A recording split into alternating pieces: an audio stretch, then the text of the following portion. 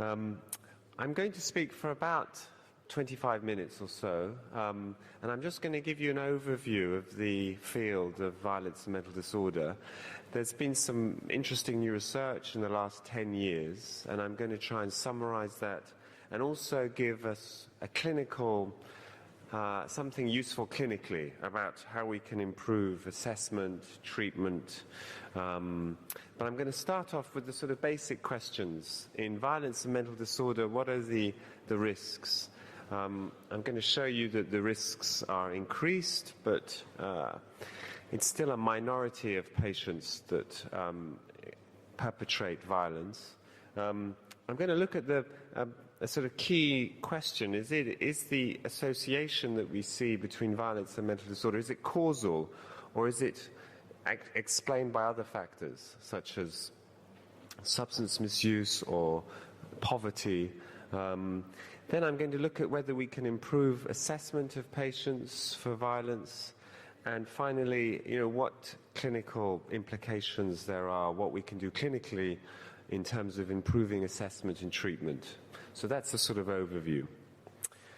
Okay, so I start with the WHO report, and what's interesting about the World Health Organization report is it's focusing on violence as a public health problem. So public health has said very clearly that violence is a problem for us. It creates a lot of costs for healthcare, and many people die, but actually many more people suffer long-term consequences of violence in terms of morbidity, physical and psychiatric morbidity. These are the consequences of violence for people. But what's interesting about the report is it doesn't mention psychiatry at all anywhere. I mean, it's very, very light on psychiatry. And so actually, a lot of the field has not caught up, I think, with the evidence, not just the WHO report, but a lot of criminology doesn't acknowledge the potential role of psychiatry in trying to solve violence and improve prevention of violence. So here's a slide. It gives you a snapshot of absolute risks. So within 5 years of diagnosis, what is the risk of perpetrating violence? And this is quite a high threshold for violence. So this is a crime. So this is something that's recorded by the police. And this is work done in Sweden, where there are very good records that can link patients to crime records. And as you can see, if you look at two outcomes, violence and suicide, they're both increased to the general population, which is here. So the general population over 5 years, you'd expect around 1% of people of similar age, similar gender to these cohorts. But as you can see, in schizophrenia it's increased, it's nearly 8%. In bipolar disorder it's also increased, it's 3%. And in depression, interesting enough, it's also increased, and people haven't really acknowledged that depression does increase your risk slightly, but still it's a significant increase in risk. The other takeaway message from this slide is that this still is a minority of people. So more than 90% of people, there is no violent acts. So there's a difficult message for the press and the public that we have an increased risk, but still it only relates to a minority of patients, and a small minority of patients, less than 1 in 10. So it's a very difficult message. It's not a very easy thing to explain. It's very high, because that's not right, but also it's not low and insignificant and not important. It's somewhere in the middle. And I compare suicide, so you can see, for instance, in depression, we're very focused on suicide assessment, suicide risk, but actually the violence risk is much higher. And so there needs to be some awareness that these are adverse outcomes, and they're both really important, not just one. The rates of violence also depend on where you are in the patient pathway. So this is a slide, it's a bit busy, but it's a slide saying that actually where you are in the patient pathway does determine the rates of violence. So they can be quite high in first episode psychosis, But people in treatment, it's much lower. This is a US review, so the rates are probably higher than in countries like Italy. Now that was absolute risk. Now this is relative risks. So here you compare everything to the general population, which is 1, and everything on the right of this line means that it's an increased relative risk. And this is a review of reviews we just published. And it says that basically, for all the mental disorders, epilepsy is a neuropsychiatric disorder. It's the only one that isn't increased risk. But all the others, there's an increased risk. And this is relative to the general population. So this is where you talk about relative risks. Interestingly, I've put some other domains which attract a lot of interest and research, but as you can see, they're not as strong as the neuropsychiatric risk factors in terms of relative risks. So psychiatry has a lot of the modifiable risk factors for violence, and it seems to be across all the disorders. One thing to bear in mind is that quality of the evidence is variable, and the best evidence is for antisocial personality disorder, which is no surprise, but also for the psychoses. These are the two mental disorders where the quality of the evidence is the best. There is evidence for all the mental disorders, but in terms of quality, the studies which are large, which are well adjusted, which use long follow-up periods, very careful measurement. These are the two where the best quality evidence is. So the second question, I've tried to show that the relative and the absolute risk are increased. The second question, is it causal? So, okay, maybe increased, but it might be because people with psychiatric disorders are in poverty or subject to they're victimized themselves quite heavily. So is it actually a causal? And here, we can rely on different types of evidence.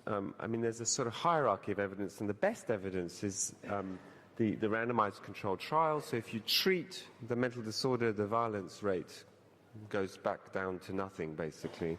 But then there's a hierarchy, and the ecological evidence is the least strong, and then it moves down. And basically, in this area, the evidence does suggest causality. So if you put all of this together, you get a picture that is consistent with causality for mental disorder being a cause of violence, an independent cause, not explained by other factors. So I'll talk you through some of them. So if you look at schizophrenia, these are all the studies done looking at the risk of violence in people with schizophrenia compared to the general population. And the point about it is every single study done shows an increased risk. And this is basically a consistent line of evidence. So it's one of the factors of causality, that you have a consistent line of evidence irrespective of how you measure the outcome, how you measure the schizophrenia, how long your outcome is. It's all consistent. 20 studies when we looked at it a few years ago. The other thing you can do is you can compare people with schizophrenia to their siblings who don't have schizophrenia. And this is a very powerful way to try and adjust for lots of factors that people share in common. So the idea here is that if you have a brother who doesn't have schizophrenia, they will share some of the family factors, so the same socioeconomic class. If there's been any violence in childhood or maltreatment, this would be shared. So if there's a difference between the person with schizophrenia and their brother, it's usually men, then we can attribute that to the schizophrenia, because that's the main thing that differs between the two siblings, if the brother doesn't have schizophrenia. And there's been 2 sibling studies, and they both show an increased rate of violence in the sibling who has schizophrenia compared to the sibling who doesn't. And this is one done in Israel. There's also one done in Sweden. There's only 2, but they both show very similar increased odds of violence. And this is violent crime, again, so it's a very high threshold. Now, this is the most powerful evidence, I think, because it's from randomized controlled trials. And here, these are randomized controlled trials in schizophrenia. And this was a very well-known review published in the Lancet, Stefan Loch's group. And what they did is they looked at all the randomized controlled trials that measured violence after treatment. So this is one arm gets treatment, one arm gets placebo. The arm that gets treatment has a reduction in violence, and that's quite a large reduction. I mean, it's small numbers, but still, that's nearly 70% reduction in violence. And that's very strong evidence of causality. You treat the symptoms, and the outcome is reduced. And then finally, we've done some studies using the real-world effects of medication, and this is looking at people when they're on medication compared to the same person when they're off medication. And what we've shown is that when you're on the medication, your rates of violence go down.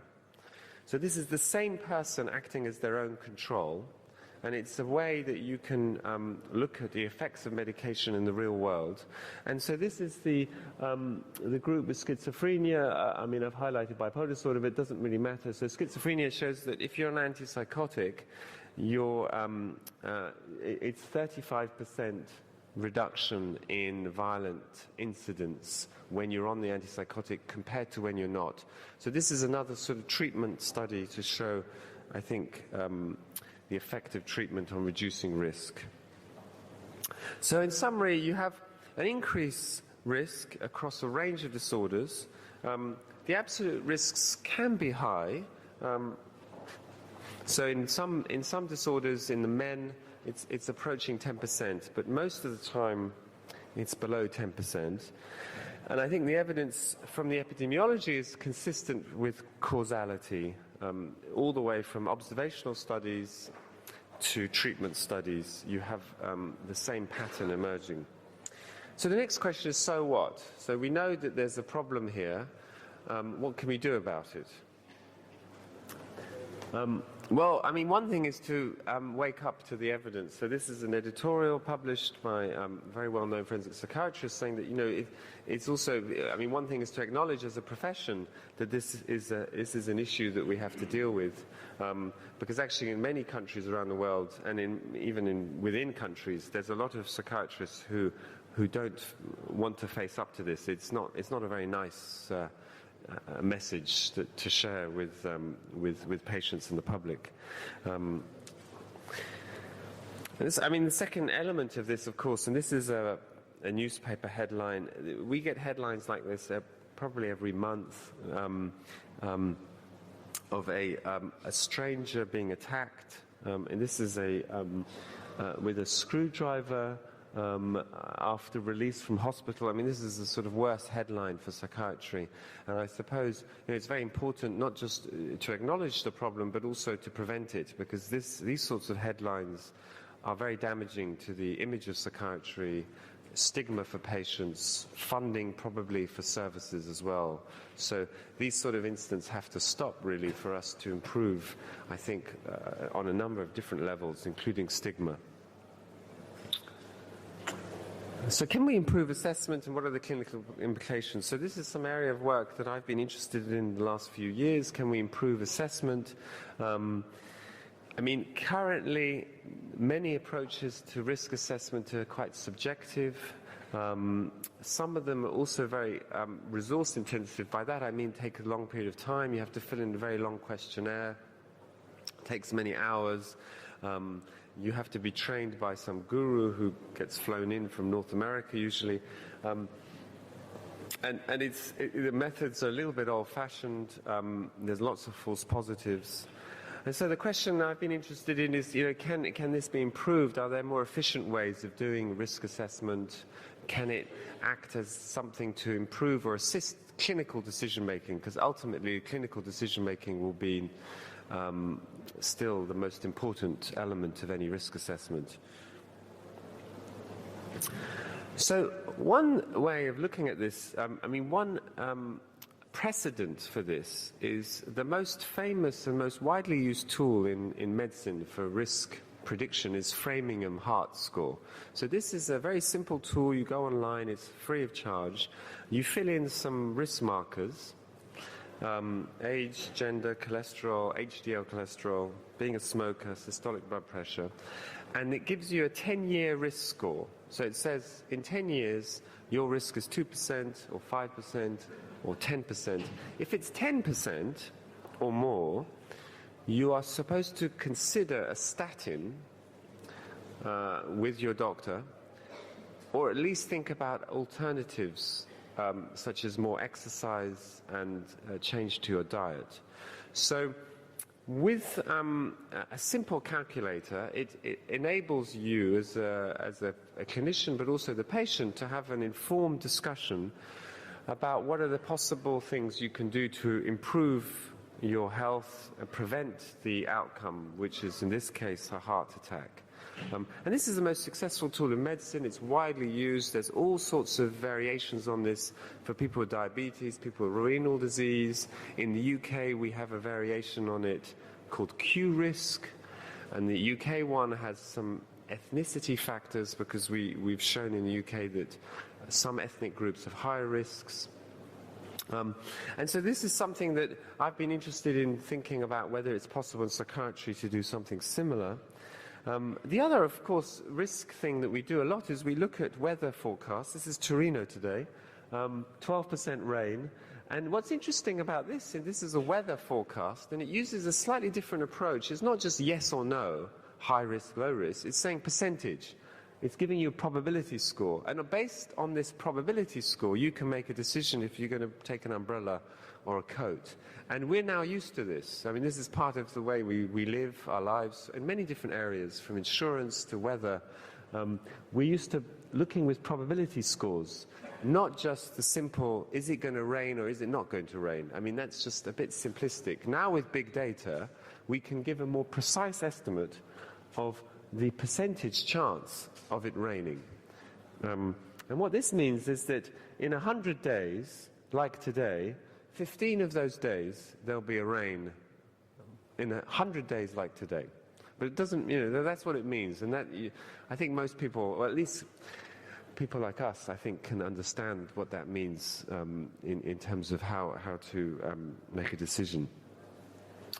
So what we've been doing is trying to do this. And we've used Sweden, because Sweden has these linked databases. We use very large numbers, so 75,000 people. We looked at everyone with schizophrenia and bipolar disorder in Sweden over 10 years, and we split it up into a sample where we tried to develop a model, and then we tested it in what's called a validation sample.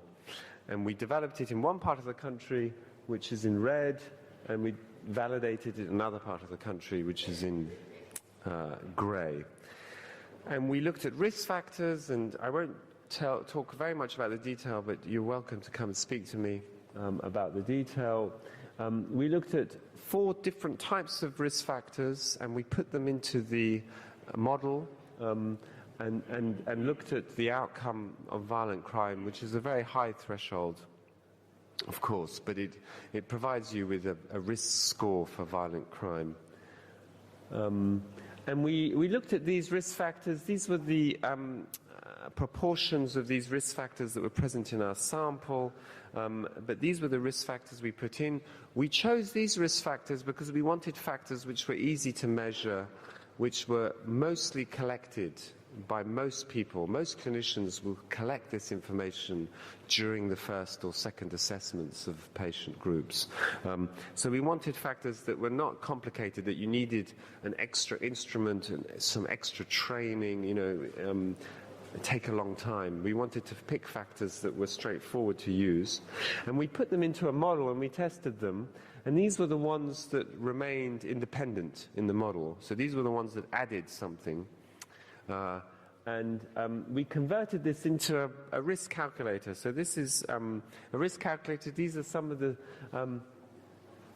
metrics or performance measures of the risk calculator.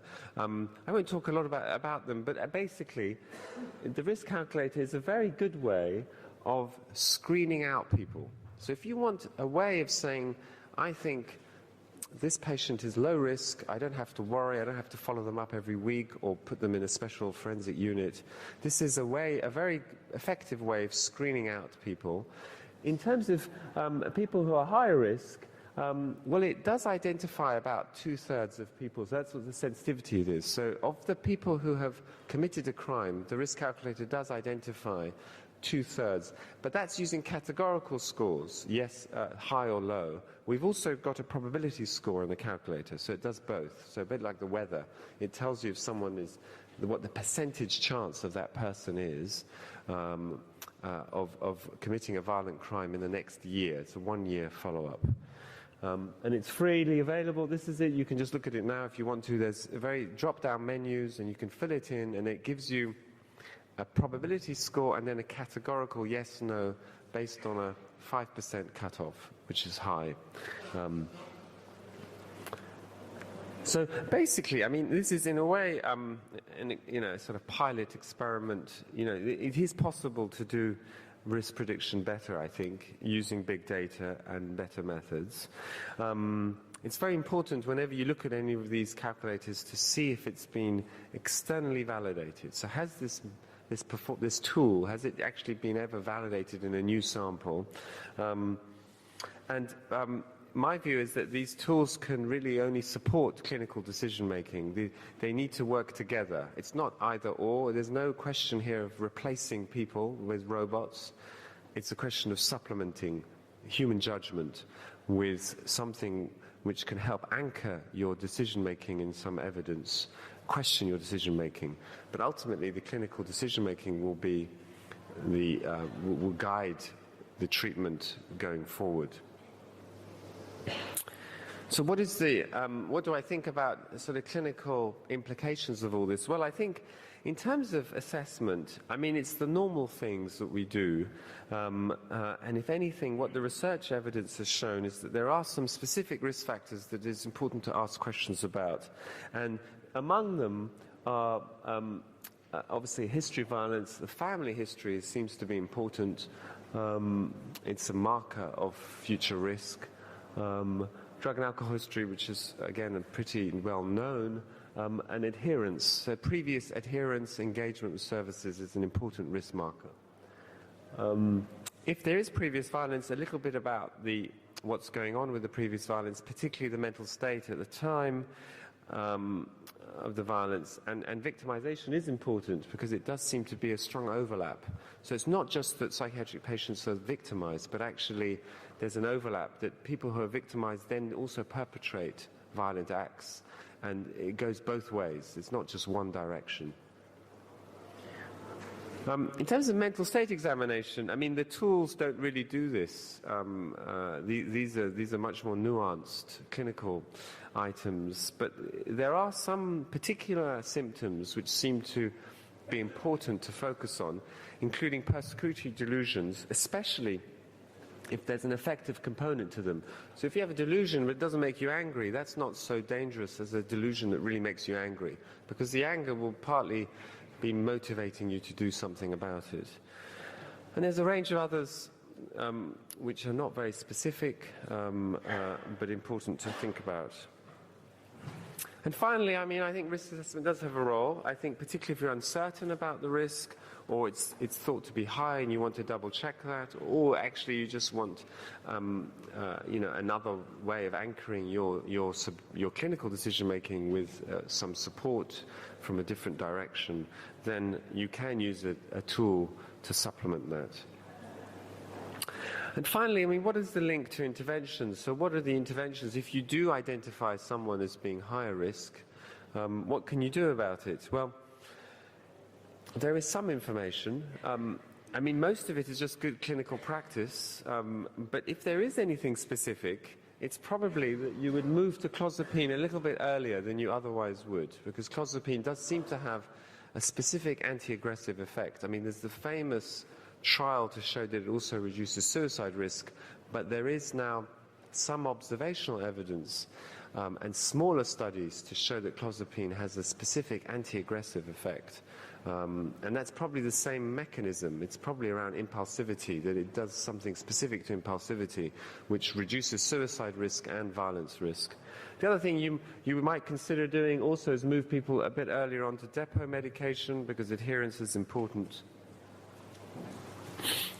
finally, I mean, secondly, and this is very difficult, is treatment of comorbid substance abuse. It's very easy to say treat comorbid substance abuse, very difficult to do in practice. But nevertheless, we know it's a risk factor, particularly comorbid substance abuse. And, if someone is considered high risk, then, a range of possible interventions, even pharmacological interventions, might be considered. I mean, it's very rare for people to use a camprosate in people with psychosis, but there's no reason not to use it, I think, if all the safety issues are dealt with. Adherence therapies. So these are just psychological therapies to improve adherence, everywhere from psychoeducation to simplifying dosing regimes. Try and give people once a day regimens, reminders, ways of checking up their adherence. And the other thing is, if someone is identified as high risk, is just more frequent follow-up, more monitoring. Then you can intervene more quickly if things are going wrong. And there isn't much strong evidence for assertive community treatment. So that's it, really. I've tried to show that absolute and relative risks are clearly increased. And explaining that message is not straightforward. It's still a minority of patients, but it's increased. And there's some heterogeneity, some variation, some disorders a little bit more than other disorders, but there is a pattern that most neuropsychiatric disorders have an increased risk. Is the association causal? Well, I think yes, for severe mental illness. Strong evidence from randomized controlled trials and then lower forms of evidence as well. It's not explained only by social situations people are in. It's actually causally related to the illness. Can we improve assessment? I think so. I mean, knowledge of the risk factors can help, but also I think some simple scalable tools can help. And the clinical implications, well, here it's good clinical practice, and there are some modifiable risk factors that can be focused on. They mainly relate to symptoms and comorbidity, which generally applies to all good clinical care, but they might be optimized for people with high risk.